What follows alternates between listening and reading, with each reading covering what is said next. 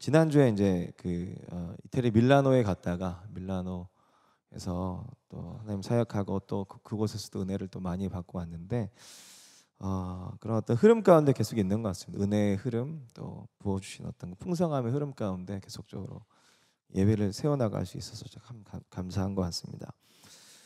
네, 요한복음 6장을 거의 뭐 한 6주, 한 5주, 6주 동안 계속 나누고 있는데요. 워낙 장수가 길어서 71절까지 있습니다. 71절까지. 제가 볼 때는 한 2, 3주 더 해야 요한복음 6장을 좀 마무리할 수 있을 것 같은데요.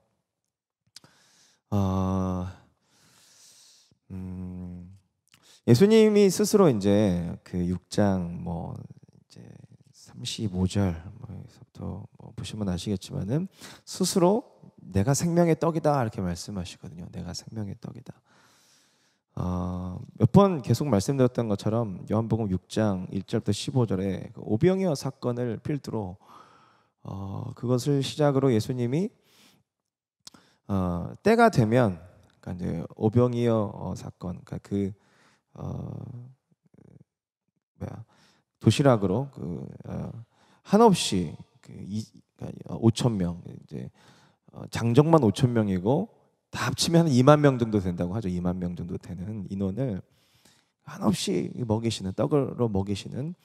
하지만 때가 되면 예수님이 자기 자신을 주실 것이라는 것을 이야기하시기 위해서 오병이어 사건을 이렇게 6장 필두에 두고 이제 이 일을 필두로 계속적으로 이제 예수님이 소위 말해서 사람들을 모아놓고 가버나움 회당에 모아놓고 어떤 가버나움에서 예수님 설교를 하시는 내용이란 말입니다.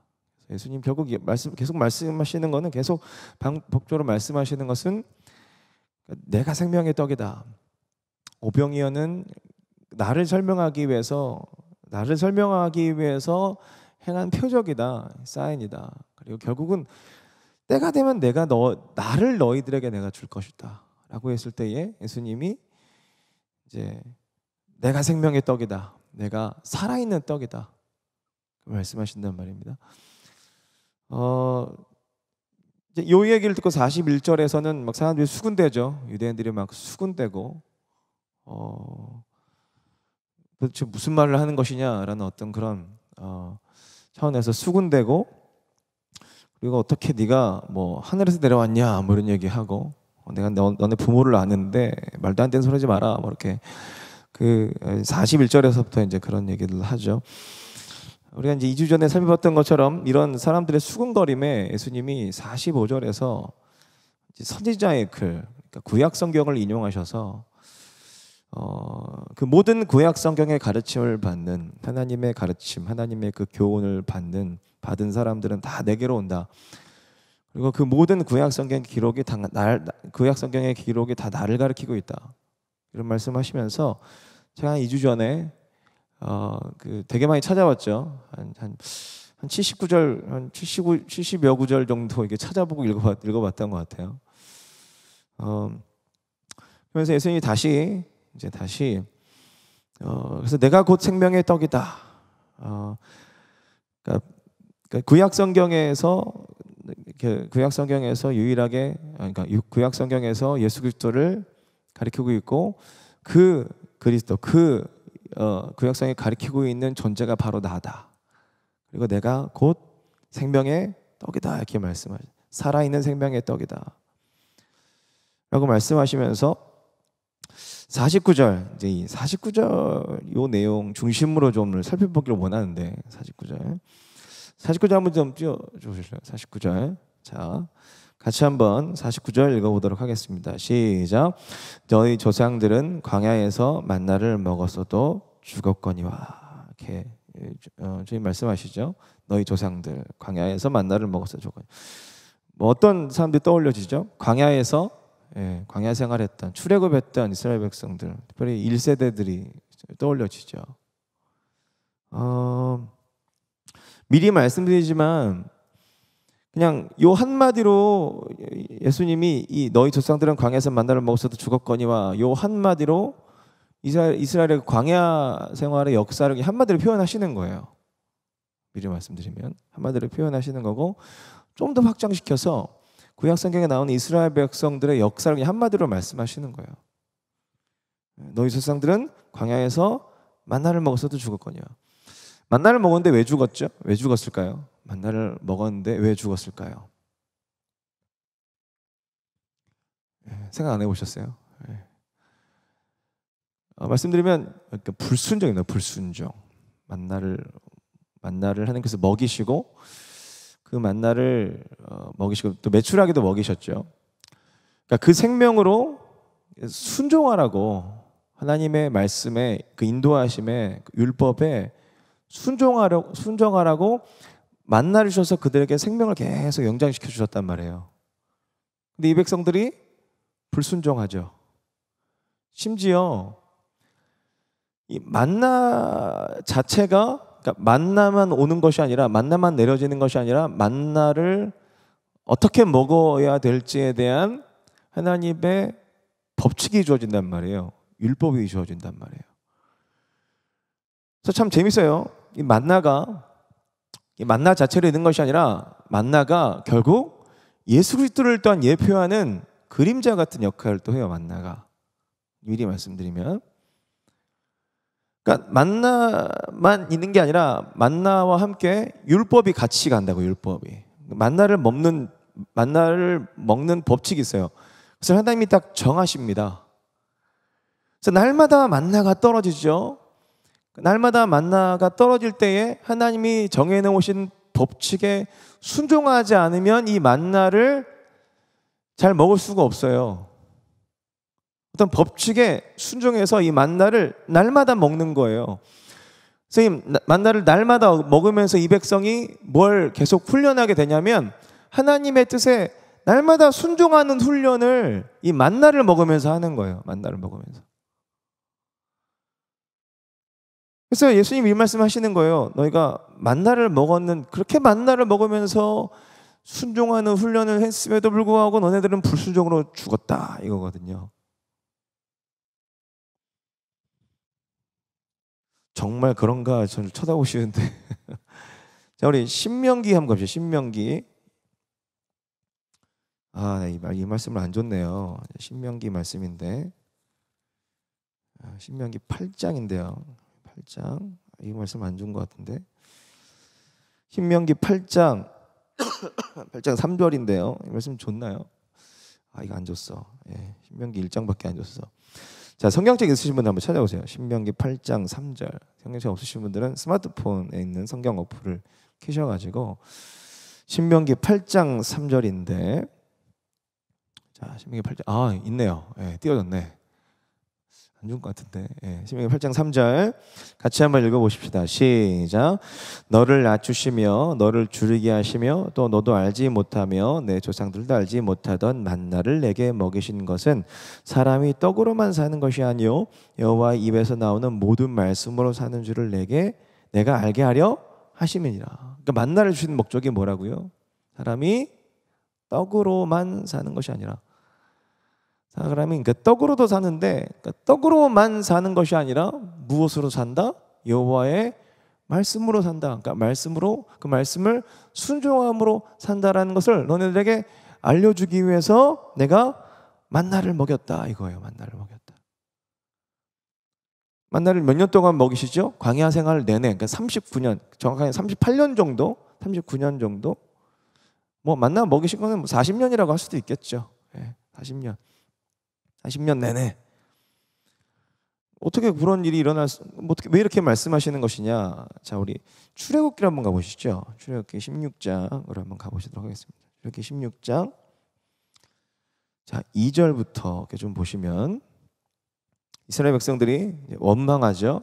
16장 2절부터 보면, 이스라엘 자손 온 회중이 그 광야에서 모세와 아론을 원망하며 이스라엘 자손이 그들에게 이르되 우리가 애굽 땅에서 고기 가마 곁에 앉아 있었던 때와 떡을 배불리 먹던 때에 여호와의 손에 죽었더라면 좋았을 것을 너희가 이 광야로 우리를 인도해 내어 이 온 회중이 줄여 죽게 한도다. 그러니까 먹을 것이 없다, 죽겠다 이거거든요. 먹을 것이 없어서 죽을 것 같다. 미리 말씀드리면, 먹을 것이 해결이 되면 괜찮고 먹을 것이 해결이 되면 내가 하나님 뜻대로 살 수도 있을 것 같다 뭐 이런 거거든요. 미리 말씀드리면 이렇게 말씀드릴 수 있냐면 이제 4절 때문에 4절 같이 한번 읽어볼까요? 4절 자, 시작. 그때에 여호와께서 모세에게 이르시되 보라 내가 너희를 위하여 하늘에서 양식을 비같이 내리리니 백성이 나가서 일용할 것을 날마다 거둘 것이니라.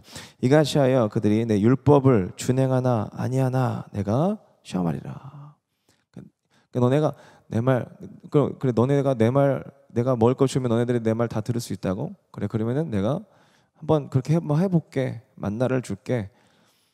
그래서 내 말을 잘 듣나 안 듣나 내가 볼게. 뭐 이거예요. 이런 거예요. 제가 이제 전에 말씀드린 건 그거는 지금 오늘 주제가 약간 다르니까 뭐 나중에 기회가 되면 나누기를 원하고, 자 만나를 주시면서 자 율법을 준행하나 아니하나 내가 시험한다라고 말씀하시면서 보세요. 자 5절 여섯째 날에는 그들이 거둔 것을 준비할지니 날마다 거두던 것이 갑절이 되리라. 말씀하시면서 쭉 너무 다 읽으면 좀 시간이 많이 가니까 출애굽기 16장 13절에서부터 쭉 한번 읽어보죠. 13절에서부터 보면 13절 띄워주세요. 저녁에는 메추라기가 와서 진에 덮이고 아침에는 이슬이 진 주위에 있더니 그 이슬이 마른 후에 광야 지면에 작고 둥글며 서리같이 가는 것이 있는지라. 이스라엘 자손이 보고 그것이 무엇인지 알지 못하여 서로 이르되 이것이 무엇이냐 하니 모세가 그들에게 이르되 이는 여호와께서 너에게 주어 먹게 하신 양식이라.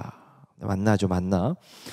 자 여호와께서 이같이 명령하시기를, 잘 들어보세요. 너희 각 사람은 먹을 만큼만 이것을 거둘지니. 자 만나 율법이에요. 만나 율법. 자 만나를 주시는데 먹을 만큼만 거두래요. 율법이에요. 곧 너희 사람 수요대로 한 사람에 한 오멜씩 거두되 각 사람이 그의 장막에 있는 자들을 위하여 거둘지니라 하셨느니라. 한 오멜만 거둬드려야 되는 거예요. 이스라엘 자손이 그같이 하였더니 그 거둔 것이 많기도 하고 적기도 하나 오멜로 되어 본즉 많이 거둔 자도 남음이 없고 적게 거둔 자도 부족함이 없이 각 사람은 먹을 만큼만 거두었더라. 이 말을 좀 잘 듣고 있는 거예요. 자, 첫 시작이 좋아요. 자 모세가 그들에게 이르기를 아무든지 아침까지 것을 남겨두지 말라 하였으나 그들이 모세에게 순종하지 아니하고 더러는 아침까지 두었더니 벌레가 생기고 냄새가 난지라 모세가 그들에게 노하니라. 법칙이 있는데 법칙을 잘 따르질 않는 거예요. 자 21절 무리가 아침마다 각 사람은 먹을 만큼만 거두었고 햇볕이 뜨겁게 쬐면 그것이 쓰러졌더라. 여섯째 날에는 각 사람이 갑절의 식물 곧 하나에 2오멜씩 거두은지라. 회중의 모든 지도자가 와서 모세에게 알림해. 그러니까 이제 일곱째 날은 안식일이니까 여섯째 날에 2배를 거둬들이는 거예요. 그리고 일곱째 날은 나가지 않는 거예요. 거두러 나가지 않는 거예요. 이게 만나 율법이에요. 그리고 이 만나를 주시면서 지키라고 하는 이 율법, 하나님의 말씀을 날마다 지키며 살아가는 가운데 우리가 신명기 8장에서 나눴던 것처럼 떡으로만 사는 것이 아니라 하나님의 말씀으로 산다라는 것을 날마다 가르치시는 거. 날마다 가르치시는 거라고요. 23절 같이 한번 읽어볼까요? 23절 시작. 모세가 그들에게 이르되 여호와께서 이같이 말씀하셨느니라. 내일은 휴일이니 여호와께 거룩한 안식일이라.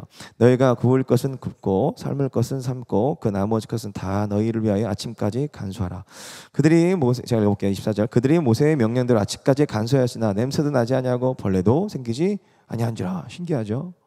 2오멜 거뒀는데 그전에는 한 오멜, 그러니까 이제 하루 먹을 만큼만 거둬들고 아침까지 남겨두면 그게 막 썩고 막 그랬는데 안식일 날 나가지 말고 토요일 날 여섯 번째 날 2오멜을 거둬들이고 그 다음 날 먹을 거를 거둬들이고 그 다음 날 아침까지 딱 감수했는데 신기하게 썩지 않는 거예요. 말씀대로 하니까 그대로 되는 거예요. 25절 모세가 이르되 오늘 그것을 먹으라. 오늘은 여호와의 안식일인즉 오늘은 너희가 들에서 그것을 얻지 못하리라. 여섯 동안은 너희가 그것을 거두되 일곱째 날은 안식일인즉 그날에는 없으리라 하였으나. 꼭 이런 인간들이 있죠. 하지 말라고 하면 꼭 나가서 두리번거리는. 27절 보세요. 같이 한번 27절 읽어볼까요? 자, 시작. 일곱째 날에 백성 중 어떤 사람들이 거두어 나갔다가 얻지 못하니라. 예, 일곱째 날 나가는 거예요. 예. 그래서 이 날마다 만나를 거둬들이면서 말씀에 순종하는 훈련을 40년 동안 시키셨다고 8장, 신명기 8장 몇 절입니까? 3절에서 말씀하시는 거예요. 8장 3절 다시 한번 띄워주세요. 8장 3절 다시 한번 신명기 8장 3절 제가 읽어볼게요. 너를 낮추시며 너를 줄이게 하시며 너도 알지 못하며 내 자손들 알지 못하는 만나를 내게 먹이시는 것은 사람이 떡으로만 사는 것이 아니요 여호와 입에서 나오는 모든 말씀으로 사는 줄을 내가 알게 하려 하심이라. 만나를 주신 목적이에요. 생명도 주시지만 그 생명을 얻는 방법이 내 뜻과 내 방법이 아니라 하나님의 뜻과 하나님의 방법으로 일단 그것을 믿고 그것을 영접한 자는 만나를 먹는 거예요. 만나를 먹는 거예요.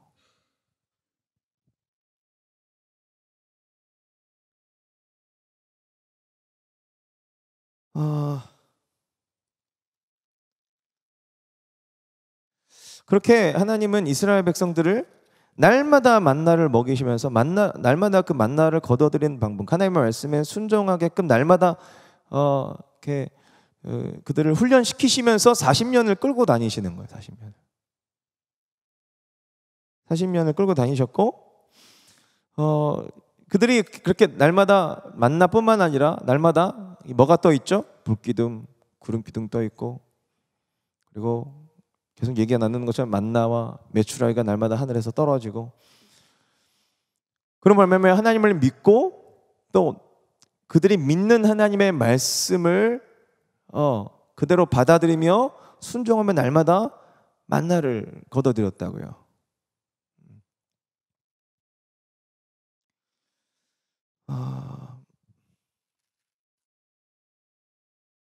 그런데 문제는 예수님이 한마디로 딱 정리하셨던 것처럼 얘네들이 만나를 먹었음에도 죽었다. 그러니까 이들이 날마다 그렇게 만나를 먹으면서 순종하는 하루하루를 맨날 보냈음에도 불구하고 그들이 온전히 순종합니까?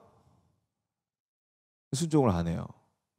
그러니까 만나와 메추라기로 그들의 어떤 육신적인 또 영적인 생명을 그들에게 이렇게 날마다 불어넣어 주신단 말이에요. 그리고 그걸 거둬들이는 방법도 전부 다 하나님의 말씀을 순종함으로 거둬들이는 이런 상황 속에서 결정적인 순간에 이들이 하나님과 하나님의 그 말씀을 받아들이지 못하고 불순종하죠. 그 불순종의 아주 뭐 하이라이트는 이 부분인 것 같아요. 그러니까 이제 출애굽하고 난 다음에 한 1년 정도 지난 후에 1년 동안 이제 이스라엘 백성들을 시내산 앞에 두시고 이들에게 율법을 알려주시고 또한 성막이나 이런 것들 제사법 이런 것도 알려주시고 또 성막을 만들려고 하거든요. 1년 동안 딱 해놓고 난 다음에 이제 1년이 지난 후에 이제 이들을 이제 가나안 땅에 들여보내시려고 이제 가나안 땅으로 이제 끌어가시죠. 끌어가시는데 이들이 뭘 요구하냐면 이제 정탐꾼을 좀 보내고 싶다고 이렇게 이들이 요구를 합니다. 그 내용이 신명기 1장 19절에서부터 나오는데 띄워주세요. 신명기 1장 19절. 자, 이제 신명기는 모세가 이제 광야 2세대들을 데려다 놓고 이제 마지막 고별 설교를 하는데 지금 요 내용을 언급을 하는 거예요. 그래서 신명기 1장의 이 19절에서부터 나오는 요 내용은 이스라엘 백성들의 과거사, 그러니까 아버지 세대들의 어떤 과거사. 그러니까 출애굽한 다음에 1년이 지난 후에 이제 이들을 가나안 땅 들여보내시려고 하는 그런 상황에서 정탐꾼 보내는 그런 상황들을 모세가 기억해서 이들에게 이제 설교를 해주는 거예요. 광야 2세대들에게. 자, 1장 19절. 우리 하나님 여호와께서 우리에게 명령하신 대로 우리가 호렙산을 떠나 너희가 보았던 그 크고 두려운 광야를 지나 아모리 족속의 산지 길로 가데스 바네아 이른 때에 자, 이제 1년이 지났지만 1년 동안 날마다 만나는 내리고 있었어요. 날마다 이들은 만나를 주워 먹는데 자기 뜻대로 주워 먹는 게 아니라 하나님의 뜻대로 그들은 순종하여 주워 먹고 있었어요. 메추라기 오면 메추라기를 받아들였고, 불기둥과 구름기둥 인도하신 대로 그들은 1년 동안 20절 내가 너희에게 이르기를 우리 하나님 여호와께서 우리에게 주신 아모리 족속의 산지에 산지에 너희가 이르렀나니 너희 하나님 여호와께서 이 땅을 너희 앞에 주셨은즉 너희 조상의 하나님 여호와께서 너희에게 이르신 대로 올라가서 차지하라. 두려워하지 말라, 주저하지 말라 한즉 너희가 다 내 앞으로 나와 말하기를 우리가 사람을 우리보다 먼저 보내어 우리를 위하여 그 땅을 정탐하고 어느 길로 올라가야 할 것과 어느 성읍으로 들어가야 할 것을 우리에게 알리게 하자 하기에. 정탐꾼은 누구의 요구예요? 이스라엘 백성의 요구예요. 하나님이 보내시겠다고 한 게 아니에요. 이들이 요구하는 거예요. 정탐하고 싶은 거예요. 그래서 계획을 짜고 싶은 거예요. 이들의 그 하나님 인도하심을 살펴봤을 때 이들의 계획으로 된 게 하나도 없거든요. 하나님이 다 하신 거예요. 하나님이 다 하셨는데 정탐꾼 보내서 어떻게 들어가야 될지, 어떻게 계획을 짜야 될지 우리가 파악하고 우리 동족들이 알려주고 싶습니다. 요 얘기를 하니까 하나님이 그래 그럼 그렇게 해라 하신 거예요. 자, 그러면서 23절 내가 그 말을 좋게 여겨 너희 중 각 지파에 산 사람씩 12를 택하며 그들이 돌이켜 산지에 올라 에스골 골짜기에 이르러 그곳을 정탐하고 그 땅의 열매를 손에 가지고 우리에게로 돌아와서 우리에게 말하 이르되 우리 하나님 여호와께서 우리에게 주신 땅이 좋았더라 하였느니라.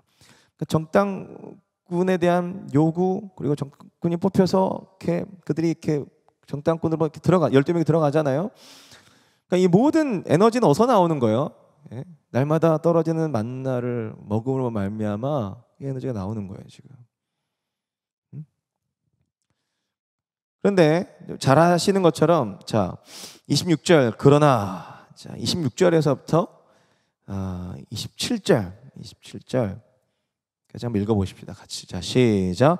그러나 너희가 올라가기를 원하지 아니하고 너희 하나님 여호와의 명령을 거역하여 장막 중에서 원망하여 이르기를 여호와께서 우리를 미워하심으로 아모리 족속의 손에 넘겨 멸하시려고 우리를 애굽 땅에서 인도하여 내셨도다. 이 말도 안 되는 소리를 하는 거예요. 네? 28절 우리가 어디로 가랴? 우리의 형제들이 우리를 낙심하게 하여 말하기를 그 백성은 우리보다 장대하여 그 성읍들은 크고 성곽은 하늘에 닿았으며 우리가 또 거기서 아낙 자손을 반노라 하는도다 하기로. 스스로 뭐같이 그래서 스스로 뭐같이 여겼다고 그랬죠? 메뚜기처럼 여겼다. 스스로 메뚜기처럼 여겼다. 민수기 가보면. 네? 그러니까 너무 기골이 장대하고 너무 이 전투력이 막 강력할 것처럼 보이니까 어떻게 하나님께 원망을 해요? 27절 다시 보면 장막 중에 원망하여 이르기를 여호와께서 우리를 미워하심으로 아모리 족속의 손에 넘겨 멸하시려고 우리를 애굽 땅에서 인도하셨도다. 이거 계획한 거야. 하나님 우리 망하게 하려고 계획한 거야. 처음부터 계획되었어. 그래서 우리 죽이려고 작정하신 거야.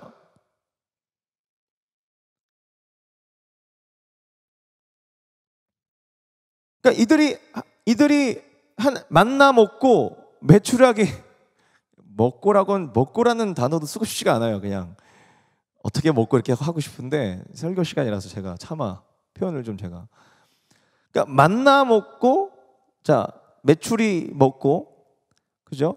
하나님이 그것도 만나를 먹이시면서 메추리를 특별히 만나를 먹이시면서 계속 말씀 가운데 순종하는 믿음으로 순종하는 훈련 날마다 이 백성들을 통해서 하게 하시는 거잖아요. 그러면은 이 만나를 먹고 메추리를 먹고 난 그 에너지를 가지고 하나님이 들어가라고 하신 땅 그리고 하나님이 맞닥뜨리라고 하는 그런 상황들을 믿음으로 아멘하고 순종하고 하나님의 뜻과 섭리를 믿으며 불평원망하지 않고 들어가야 될 거 아니에요.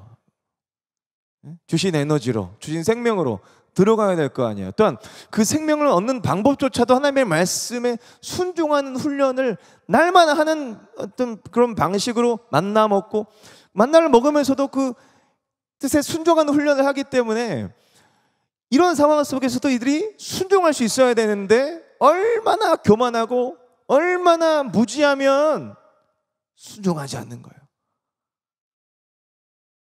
1년 동안 훈련했던 거, 1년 동안 만나 먹으면서 이렇게 터득했던 하나님의 말씀을 믿음으로 받아들여서 터득했던 그 모든 것들을 그냥 한 방에 다 날려버리는 현장이에요 지금.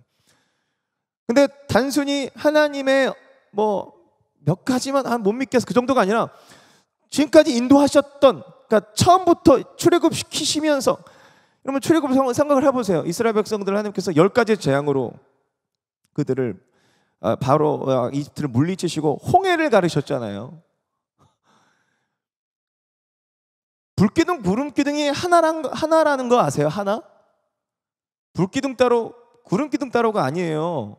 진짜 신비로워요. 낮에는 구름기둥이 막 있고 밤에는 그 구름이 딱 거치면서 불기둥으로 세워지는 거니까, 기둥이 하나야, 하나. 모르셨죠? 기둥이 하나라고요. 그래서 되게 신기한 거예요. 낮에는 구름이 막 있고 밤에는 그 구름이 확 없어지면서 구름 기둥이 확 나오고, 낮에는 구름이 갑자기 뭉게뭉게 올라와서, 하여튼 그냥 제 상상이에요. 올라와서 구름을 이렇게 덮었겠죠. 그러니까 불기둥을 덮었겠죠. 그 날마다 보는 거야, 날마다. 날마다 봤는데 이 백성이 못 들어가겠다 이거야. 못 들어가겠다. 훈련했고 또 하나님 역사하심도 받고 한데 못 들어가겠다. 못 들어가겠다. 그래서 하나님 이스라엘 백성들을, 그래 못 들어가겠어, 그럼 들어가지 마 이렇게 된 거죠. 모세도 못 들어가고. 그리고 이제부터 광야 시절이 시작이 되는 거예요. 40년 동안 시작이 되는 거고, 날마다 만나 먹으면서 이제 말씀에 순종하는 훈련, 또 인도하심을 그냥 그러니까 구름 기둥이 옮겨가면 구름이 옮겨가면 옮겨가고, 그러니까 하나님 인도하시면 가고, 멈춰서면 하나님 이들도 멈춰서는 그런 훈련을 40년 동안 해요. 40년 동안 이스라엘 백성들이. 1세대들은 다 죽죠. 순종하지 못했던 1세대들은 결정적으로 이 가나안 땅 앞에서 못 들어가겠다고 버팅겼던 이들은 다 죽죠. 그러니까 불순종으로 다 죽어요. 그러니까 만나 자체는 생명과 그 율법이 들어있는 그 만나요. 그 만나를 날마다 먹으면서 순종을 온전히 드리지 못했던, 만나를 먹으면서 그들은 순종을 드렸어야 되는데 순종을 온전히 드리지 못했던, 그러니까 불순종했던 그들은 다 죽었어요 결국은.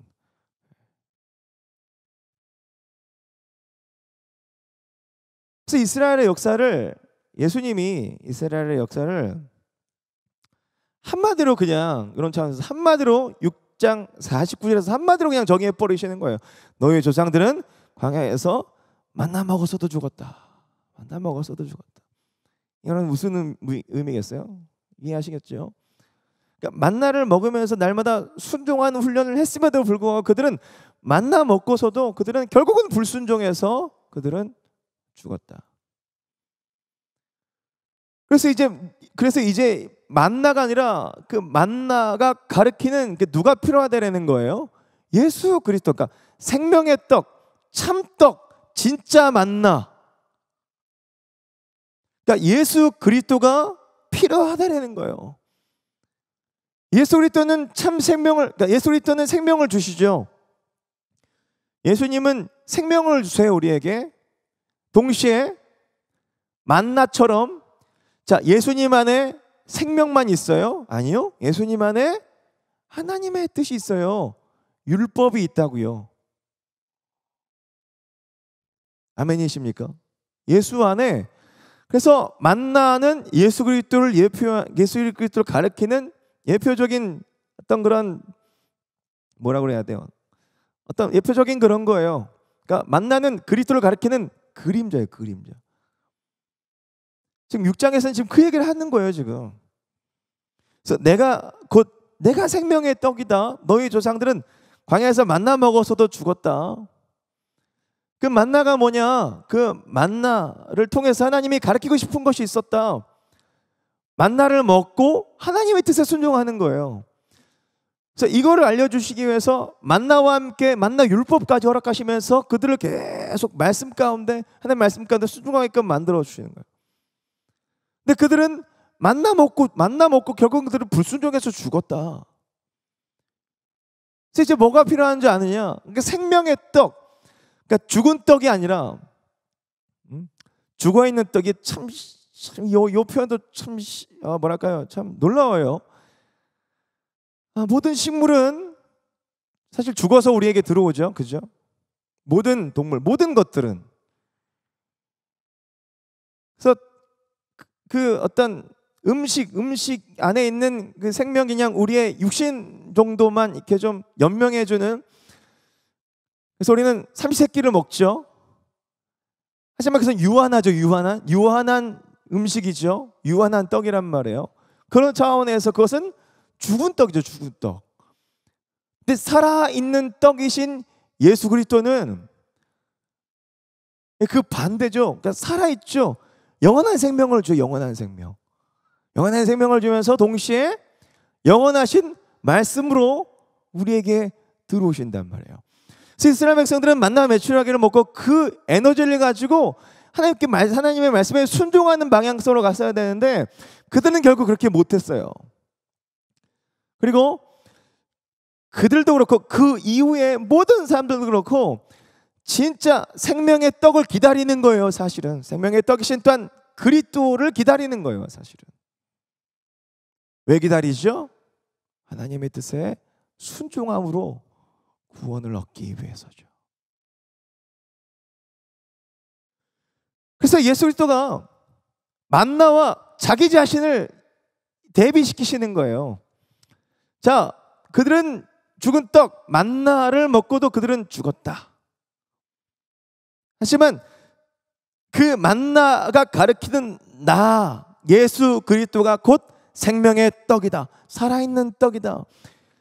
이 떡을 먹으면 이 떡은 제가 이제 이 내용을 우리 멤버들하고 이렇게 나누기도 했는데 이 표현이 너무 좀 그래서 뭐냐면 이 만나는 죽은 생명이지만 죽은 생명. 이 말이 좀 그렇죠. 하지만 이해를 돕기 위해서 예수 그리스도는요 살아있는 생명, 죽지 않는 생명, 부활 생명. 그래서 너희 조상들은 광야에서 만나를 먹어서 죽었거니와 이는 하늘에서 내려온 떡이니 사람을 하여금 먹고 죽지 아니하게 하는 것이라. 안 죽는 건 뭐예요? 어떻게 해야지 안 죽을 수 있어요? 순종하면 안 죽을 수 있죠. 순종하면. 그러니까 예수 그리스도의 영원한 생명이 들어옴으로 말미암아 그 생명이 나로 하여금 순종하게끔 만들어주는 때까지 가는 거예요. 그래서 안 죽는 거예요. 안 죽는 거예요. 뭐의 순종이에요? 말씀의 순종이죠.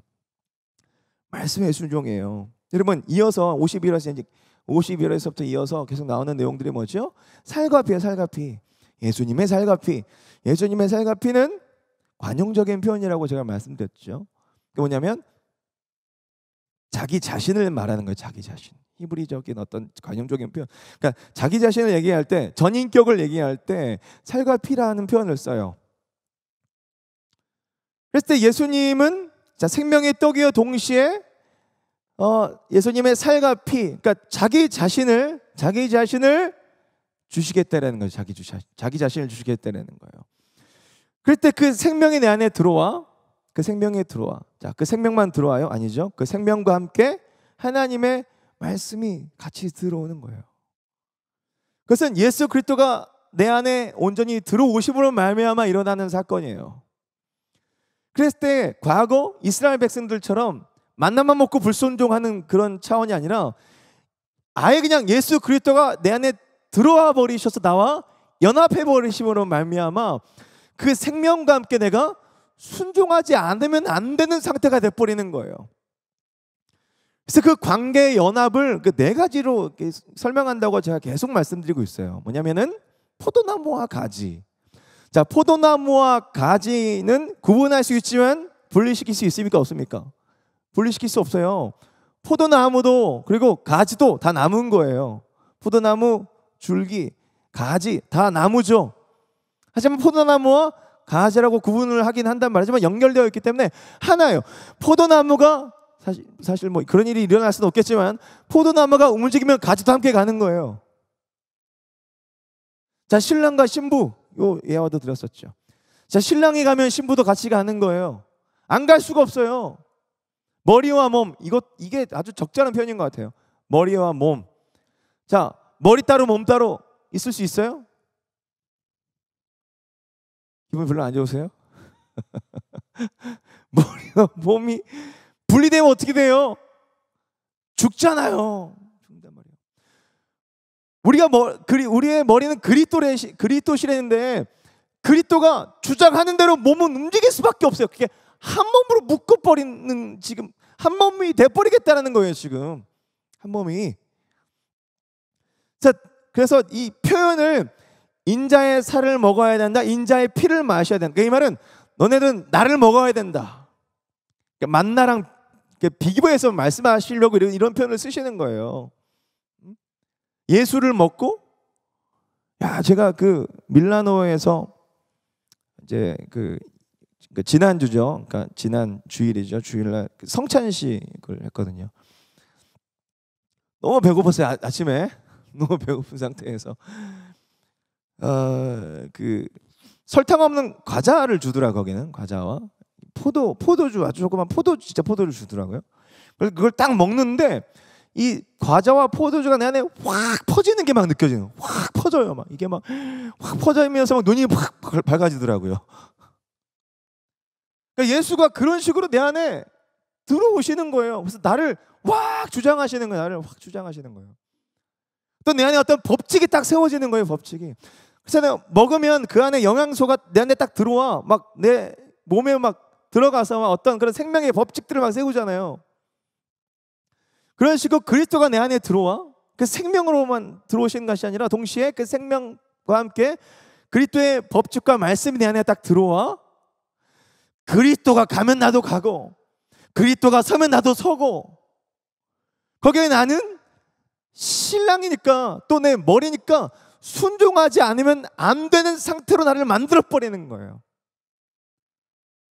그러니까 구약 성경보다 더 확실히 예수 그리스도가 이 땅 가운데 오셔서 우리에게 전하시는 말씀은 내가 너희와 함께 할 텐데 이 함께함의 연합은 너네들이 생각하는 것보다 훨씬 친밀하고 훨씬 가깝고 그 관계를 도저히 끊어놓을 수 없을 정도로, 그리고 그 연합이 딱 일어나게 되면 소위 말해서 분간이 안 될 정도로, 그렇다고 해서 우리가 예수가 되는 건 아니죠. 우리가 신이 되는 건 아니에요. 예수와 함께하는 사람이 되는 거예요. 네가 함께함은 절대 떨어뜨릴 수 없는 그런 함께함. 근데 그 함께함이 그러니까 뭐냐면은 그 생명, 그러니까 함께함이 그냥 생명만 함께하는 것이 아니라 그 말씀이 함께하게 되는. 그래서 머리가 되시고 그분은 우리의 머리가 되시고 우리는 그분의 몸이 되고. 그러면서 주님이 순종하시면 나도 순종하고, 자, 주님이 멈춰서시면 나도 멈춰서고, 그래서 날마다 주님과 함께 하나님의 뜻에 순종하는 훈련을 날마다 하는 거예요. 날마다 주님과 함께. 요한복음 6장 나누면서, 어떤 요한복음을 나누면서 계속 얘기하는 게 있어요. 뭐냐면 우리가 주님과 함께 동행하는 삶을 산다 이거예요. 주님과 동행하는 삶을 산다. 그러니까 절대 주님은 나 혼자 가게끔 만들어 주시는 법이 없어요. 절대 나 혼자 못 가. 그러니까 항상 함께 하시는 거예요. 야, 너 이제 믿었냐? 이제 야, 능력 있냐? 그럼 한번 해봐. 그게 아니라 항상 함께 하시는, 항상 함께 하시는 거예요. 항상 함께 하심을 말미암아 계속 그 연합 안에서 생명이 우리에게 주입이 계속되는 거예요. 날마다 하나님이 만나 메추라기로 이들을 먹이셨던 것처럼, 난 이들과 항상 함께 하셨던 것처럼, 이제는 그 예수 그리스도가 성령으로 말미암아, 이런 표현 계속 듣고 계시죠? 성령으로 말미암아 예수 그리스도가 내 안에 확 들어오셔서 날마다 나와 함께 하시는 거예요. 잠잘 때도 함께 하고, 화장실 갈 때도 함께, 밥 먹을 때도 함께 하고, 내가 정말 순종의 제사를 드릴 때도 함께 하시지만 내가 부족함 가운데, 연약함 가운데 쓰러져 있는 그 순간에도 하나님 나와 함께 하시면서 내 아픔이 하나님 아픔이 되고 주님 아픔이 되고 주님의 아픔이 내 아픔이 되고 이심전심이라고 하죠. 근데 그보다 훨씬 더 강력한 연합, 강력한 연합. 그러면서 그렇게 내 안에 들어오셔서 말씀하시면서 저는 오늘 이제 요 얘기를 좀 더 나누고 싶은데 뭐냐면 들어오셔서 말씀하시면서 가르치시는 게 있어요. 가르치시는 게 있는데 뭐냐면은 로마서 6장인데요. 로마서 6장 2절부터 보시면은 제가 이제 이야기하는 이 그리스도와 연합에 관련해서 바울이 로마서 6장에 이렇게 표현을 해놨어요. 보세요. 자, 연합이 일어나면 첫 번째가 뭔 일이 일어나냐? 자, 6장 2절. 그럴 수 없느니라. 죄에 대하여 죽은 우리가 어찌 그 가운데 살리요. 무릇 그리스도 예수와 합하여 세례를 받은 우리는 그 죽으심과 합하여 세례를 받는 줄을 알지 못하느냐. 그러므로 우리가 그의 죽으심과 합하여 세례를 받음으로 그와 함께 어떻게 됐다? 장사되었나니. 이는 아버지의 영광으로 말미암아 그리스도를 죽은 자 가운데서 살리심과 같이 우리로 또한 새 생명 가운데 행하게 하여람이라. 만일 우리가 그의 죽으심 같은 모양으로 연합한 자가 되었으면 또한 그의 부활과 같은 모양으로 연합한 자가 되었으리라. 자, 6절, 7절 같이 한번 읽어볼까요? 시작. 우리가 알거니와 우리 옛사람이 예수와 함께 십자가에 못 박힌 것은 죄의 몸이 죽어 다시는 우리가 죄에게 종노릇하지 아니하람이니 이는 죽은 자가 죄에서 벗어나 의롭다 하심을 얻었습니다. 8절도 읽어보십시다. 8절부터 11절까지 읽어보십시다. 시작.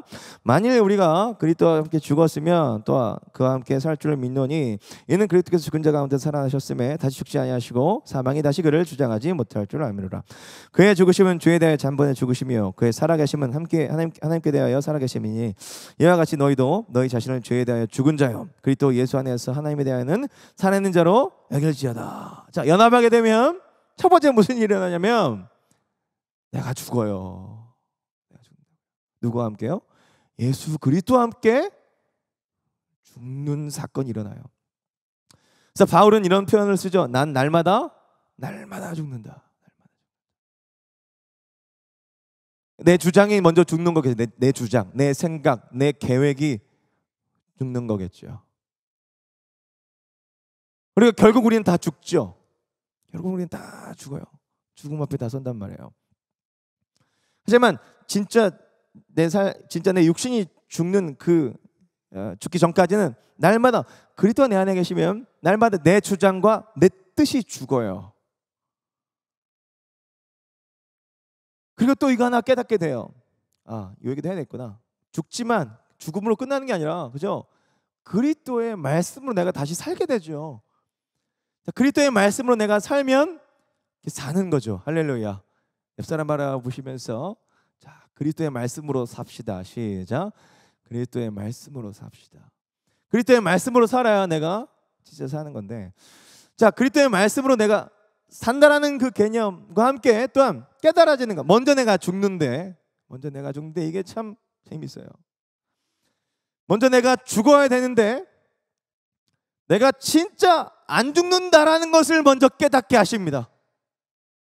이거를 사실 나누고 싶었어요. 무슨 말인지 아시겠어요? 예수님이 요한복음 6장 40절에서 너희 조상들은 광야에서 만나를 먹었어서 죽었다, 이 얘기가 사실 우리 얘기라고요. 우리 얘기. 우리는 예수 그리스도의 피와 살을 먹고 지금 살고 있는 사람들이잖아요. 그러니까 예수 그리스도의 전인격이 나와 연합해서 그분의 생명과 그분의 말씀을 먹고 살아가는 사람들인데, 우리가 순종하는 걸 좋아합니까? 아니면 불순종이 우리에게 있어서 더 익숙합니까? 하나님의 뜻이 나에게 이루어지는 게 나에게 익숙합니까? 아니면 내 뜻이 이루어지는 게 더 익숙합니까? 전자입니까? 후자입니까? 아닌 것처럼 표정들을 이렇게 하고 있어요. 제가 뭐가 돼요? 저는요, 적어도 저는 제가 목사고 찬양인도자고 말씀 준비하지만 저는 아직도 하나님의 뜻이 내 안에 막 세워지려고 하면 막 제 안에 부대낌이 있어요. 부대낌이 힘들더라고요. 사랑하는 것도 힘들고. 아니에요? 그럼 안 힘들어요? 안 힘들면은 정말 여러분들한테 배우고 싶네요. 사랑하는 거 힘들어 안 힘들어? 힘들어요. 인내하는 거, 기다리는 거 힘들어요 안 힘들어요? 그러니까 처음엔 쉽죠. 하지만 이게 기약 없이 기다리는 거 되게 힘들어요. 힘들더라고요. 기다리려는데. 그리고 끊임없이 저 개인적으로 주님 저에게 계속 말씀하시는 거 어떻게 하냐? 그릇을 키워라. 그릇을 뭐 어디까지 키워야 되는 거야 도대체? 알겠어요 주님. 그릇을 키울게요. 근데 그릇을 키우시는 데 있어서 막 망치질을 하시는 거예요. 망치질을 키우시기 위해서 망치질하면 아파요 안 아파요? 아파요 안 아파요? 아프단 말이에요. 그러니까 이게 주님이 내 안에 들어오셔서 알려주시는 거는 내가 일단 죽기 전에 나에게 알려주시는 것은 내가 정말 안 죽는, 나 정말 죽기 싫어하는 사람이구나라는 거를 인생 전체를 쓰시면서 깨닫게 하시고, 내가 진짜 안 죽는구나, 내 주장이 진짜 안 죽는구나, 그래서 내가 진짜 죽어야 되겠구나, 이렇게 내가 교만해서 안 죽는데, 이렇게 내가 교만하고 무지해서 안 죽는데, 이런 식으로 내가 천국 가면 큰일 나겠다, 이런 식으로 내가 죄 사명 감당한다고 하면 정말 큰일 나겠다라는 걸 동시에 깨닫는 거예요. 시간이 막 가네요. 46분이네요.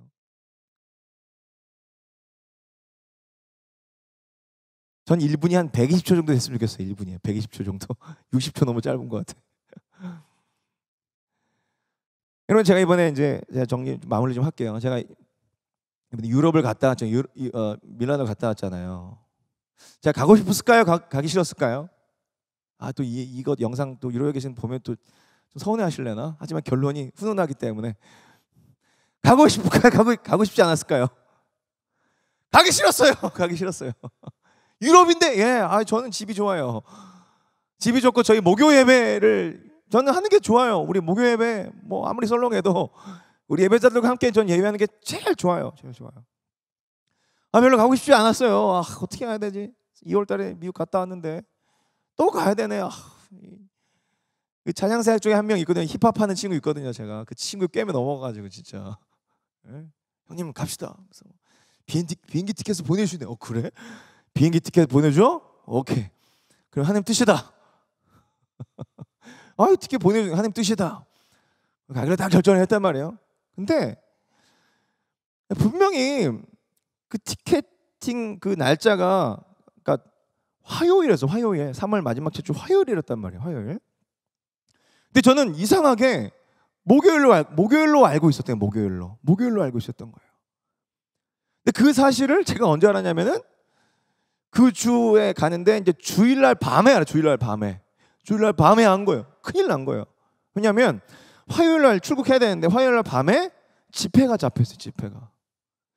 그 집회는 되게 오래전에 잡힌 집회이기 때문에 취소할 수가 없는, 이미 포스터 다 나갔고 얼굴 다 나갔고 학교에서 하는 무슨 연합 집회였기 때문에 제가 설교를 하러 안 가면 큰일 나는. 이거 어떻게 해야 되냐. 나 이럴 줄 알았어. 내가 안 가려고 그랬는데 내가 티켓팅 이거 해준다고 그래가지고 진짜 내가 진짜 어떻게 해야 되지? 짜증이 올라오기 시작하는 거예요.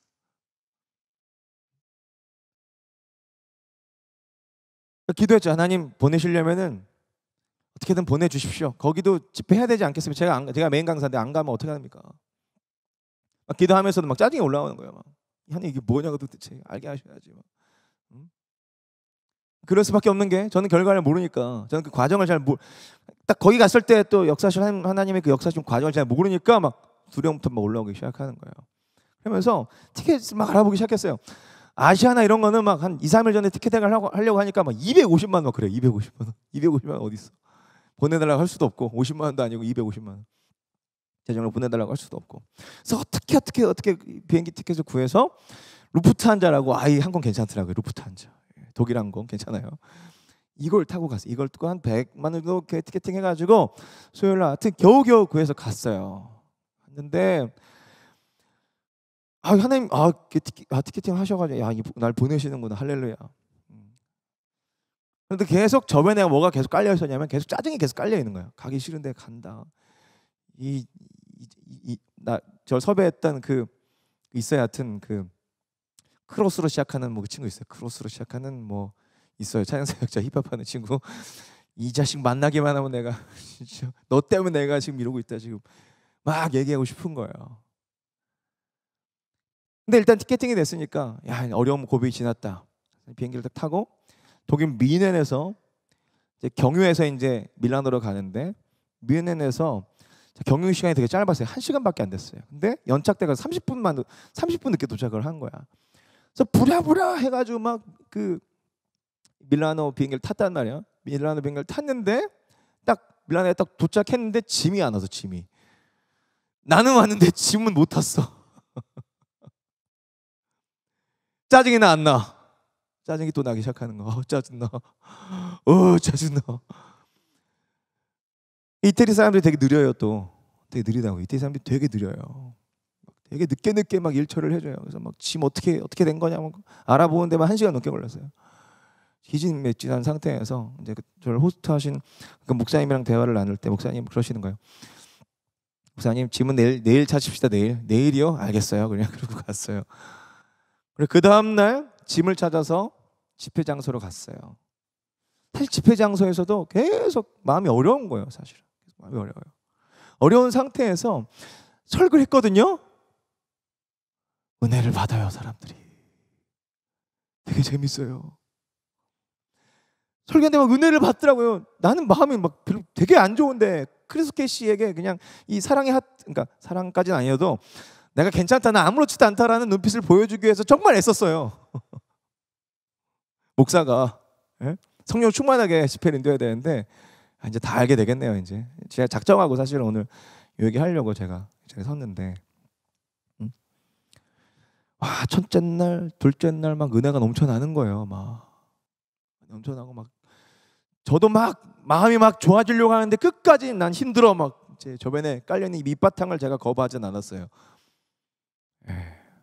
그런데 주일날 약간 제가 이번 주 주일날 제가 성찬식 했다고 그랬죠. 주일 밀라노 한마음 교회라는 교회에서 저보고 이제 가뜩이나 힘들고 막 기진맥진하게 이제 집회를 마쳤는데 주일날 저보고 또 헌금송을 해달래요. 헌금송을 정말 어렵게 왔는데 진짜 뽕을 뽑는구나 진짜. 헌금송 해달라고 그래가지고 헌금송을 뭘 했길래요? 했을 것 같아요. 헌금송 선교사를 불렀어요. 선교사를 불렀는데 선교사 맨 마지막 선교사 찬양 딱 마무리하고 이제 그다음 찬송가가 이어져요. 찬송가가 이어지잖아요. 찬송가가 뭐가 이어지죠? 우리의 심령 주의 것이니. 우리의 심령 주의 것이니 당신의 형상 만드소서. 주인도 따라 살아갈 동안 사랑과 그다음 가사 뭐죠? 충성에서 무너져요. 충성에서 제가 무너지기 시작했어요. 충성이라는 그 고백을 제가 못 하겠는 거예요. 무슨 말인지 아시겠죠? 그러면서 한 2박 3일, 3박 4일 동안의 이 시간들이 주마등처럼 지나가기 시작하는 거예요. 그걸 두 번 후렴 두 번 반복하거든요. 두 번 반복하는데 충성을 못 했어요. 너무 눈물이 터져가지고. 그러니까 회개의 눈물이죠. 하나님 역사하셨는데 난 지금 이러고 있는 거예요. 여기서 이걸 누려야 되는 거거든요. 하나님 뜻은 누리는 거고 전체 일정 가운데 딱 열어주셨으면 정말 기쁘게 말씀 전하고 그냥 은혜를 누리고 막 끌어안고 막 이렇게 해야 되는 건데 저는 온전히 누리지 못하고 계속 뿌듯한 거예요. 제가 제 스스로가 첫 시작부터 이래서 이 한국 가기만 해봐 이 자식을 내가 이 크로스로 시작하는 이 찬양 이 힙합하는 애 내가 이를 디스해 주겠어 하면서 막 하나님의 뜻은 하나님의 섭리 그런 계획이 아니었단 말이에요. 나는 어디까지나 말씀 사역자로서 하나님 부르시면 어느 곳에 가서나 기쁨으로 내가 전하고 또 어느 곳에 가서나 정말 내 마음의 저변에 정말 은혜로 충만하여 하나님 나에게 그걸 원하셨는데 내가 그러지 못했던 나의 모습이 충성에서 딱 걸리기 시작하는 충성에서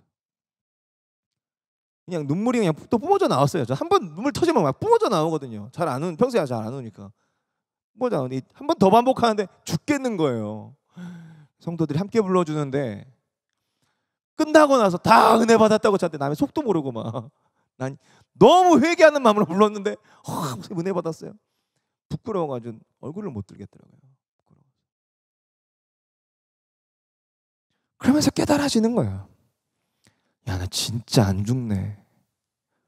나 진짜 안 죽는 사람이구나. 또 깨닫게 하시는 거예요. 또 깨닫게 하시는 거예요. 진짜 안 죽는 인간이구나. 야, 하나님의 섭리, 하나님의 인도하심을 내가 판단하는구나. 그러니까 이번 일정을 통해서 그걸 가르쳐 주셨어요. 모든 부르심 가운데 그것이 하나님 사인이고 인도하심이면 아멘 해야 되겠다. 아멘 해야 되겠다.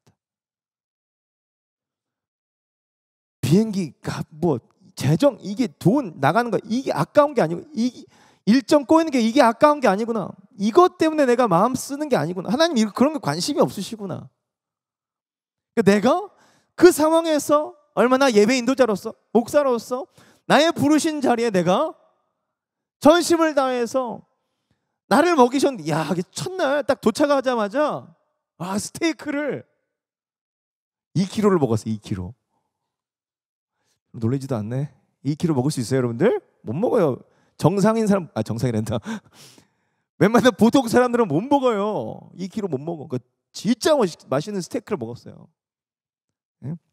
먹인 이유가 있는 거예요. 야, 이거 먹고 충성해라. 이거 먹고 전심을 다해서 순종해라. 그러니까 만나를 먹이시는 거죠.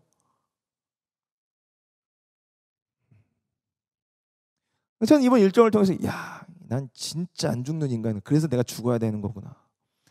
그래서 그리스도가 내 안에 들어오셔서 내 주장을 내려놓게 하시고 나를 죽이시는구나. 또한 그분의 순종, 그분의 십자가가 내 십자가가 되어야 되는 거구나. 그리고 난 죽었다고 선포해야 되는 거구나. 자, 이번에 이제 요거 얘기만 하고, 죄송합니다. 한 가지만 더 얘기하고, 제가 이번에 멘토링 하면서 멘토링이 2기가 연기가 됐죠. 아쉽게도 이제 다음에 꼭 하게 될 텐데, 멘토링 하면서 두 명의 지체에게 들은 얘기가 있어요. 뭐냐면 우리 예배 망했다, 우리 팀 망했다, 이런 거 아니에요. 이런 거예요. 목사님 보니까 망한 거잖아요. 그 얘기를 하더라고요. 저한테 망한 거잖아요. 그리고 얼마 전에도 누군가가 자기가 그 얘기를 들었다는 거예요. 그 팀 망한 예배 아니야, 망한 팀 아니야. 근데 그 예배 왜 가냐 그랬다는 거예요. 제가 그게 기분이 좋을까요, 나쁠까요? 기분이 좋아요. 기분이. 그 얘기 들으면 기분이 좋다고. 왜 기분이 좋은 줄 알아요? 네. 망해야 주님 일하실 수 있거든요. 망해야 주님이 마음 놓고 일하실 수 있거든. 내 힘이 다 빠진 상태니까. 제가 사실 그렇게 망했다 얘기 들었을 때 되게 기분 좋아했던 사람인데, 이번에 밀라노에서는 제가 온전히 망하지 못해가지고 내가 살아가지고 막 그냥 속으로 막 부글부글 끌어올리는 막 분노를 막 그냥 이렇게 가라앉히려고 엄청 애쓰는, 난 그런 사람이구나. 예, 우리 예배 망했습니다. 우리 팀 망했습니다. 얼마나 감사한지 몰라요. 하나님이 일하실 영역들이 너무나 많은 거예요.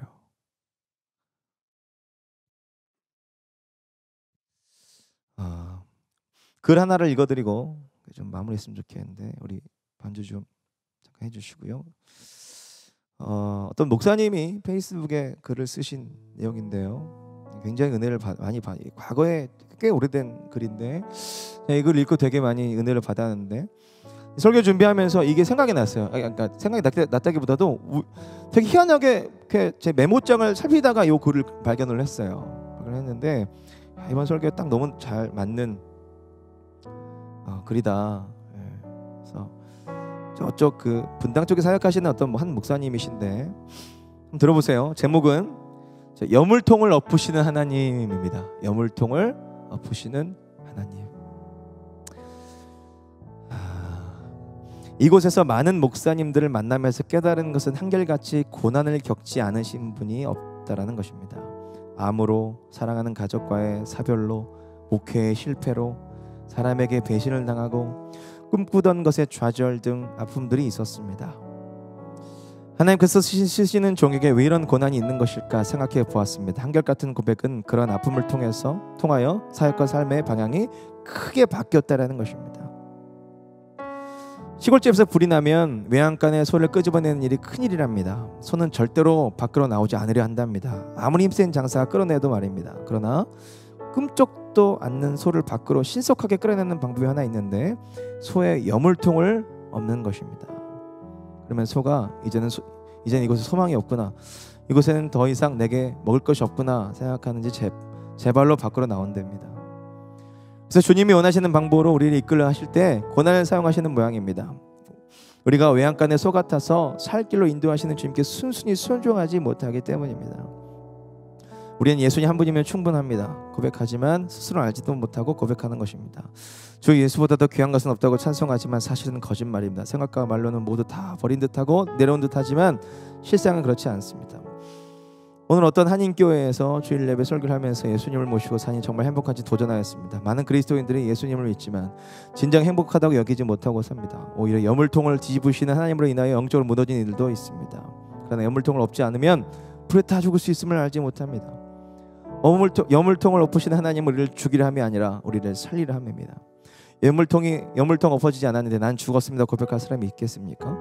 여물통 엎어지지 않았는데 온전히 예수님을 바라볼 사람이 있겠습니까? 여물통 그대로 놔둔 채로 예수님은 나의 왕이라고 외칠 사람이 있을까요? 여물통이 엎어졌으니 새벽에 일어나 기도하는 것입니다. 하나님이 여물통을 엎으실 때는 많이 힘들고 아픕니다. 차라리 사는 것보다 죽는 것이 낫다는 생각이 들기도 합니다. 그러나 고통은 잠깐이며 생명은 영원합니다. 엎어버린 여물통 대신에 주님이 우리의 생명의 떡 되심을 깨닫게 됩니다. 주님은 지금도 우리의 여물통을 내어놓으라 하십니다. 이것만 건드리지 마시라고 악착같이 붙잡고 있는 여물통을 건드리십니다. 그러나 나중에 알게 됩니다.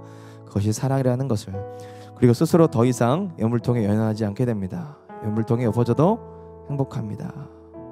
오늘도 예수님 나의 왕 외치며 오직 주님 인도하심에 순하게 반응해 보시기 바랍니다. 아멘이시죠? 자, 우리의 여물통이 엎어져야 되는 거, 내가 죽어야 돼요. 내가 내려놔줘야 자, 하나님을 믿음으로 잠잠히 좀 기다리게 돼요. 여러분, 많은 부분 우리의 인생을 어디에다 써야 되냐면 하나님 일하심을 기다리는 데 쓰십시오. 저도 그러려고요. 더 많이 기다리려고요. 그리고 하나님이 인도하시는 대로 가려고요. 그래서 그 전에 뭐가 필요하냐면 내가 죽어야 돼요. 내가 포기되어져야 돼요. 그러면 내가 포기되어지면 주님이 역사하시기 시작하는데 주님 혼자 하시는 거 아니라 나랑 함께 일하신다고요. 그러니까 나를 쓰시기 시작한다고요. 내 안에 막 의지가 올라옵니다. 할렐루야. 내 안에 막 힘이 올라와요. 그래서 내가 예수님 때문에 더 나아 된단 말이야. 더 나아 돼요. 그리고 더 이상 안 힘들어요. 마음이 안 힘들어요. 저는 막 제 힘으로 하면 너무 힘들어요. 그래서 우리는 우리 스스로에게 선포해야 돼요. 너의 조상들은 광야에서 만나를 먹었어도 죽었거니와 이제 나를 먹으라. 시도야, 너 광야에서 만나 먹어. 넌 죽었잖아. 너 스스로 할 수 없는 거잖아. 네 힘으로 할 수 있는 거 아니잖아. 넌 불순종의 씨앗이 네 안에 가득 담아 있잖아. 그것을 내가 먼저 인정하기 시작하라고요. 그것을 내가 먼저 인정하기 시작하라고요. 사실 죽기 전에 내가 진짜 안 죽는 인간이구나, 내 주장이 너무나 세구나라는 걸 먼저 깨달아야 돼요. 이거 이대로 가면 나는 정말 살 수 없구나라는 걸 먼저 깨달아야 돼요.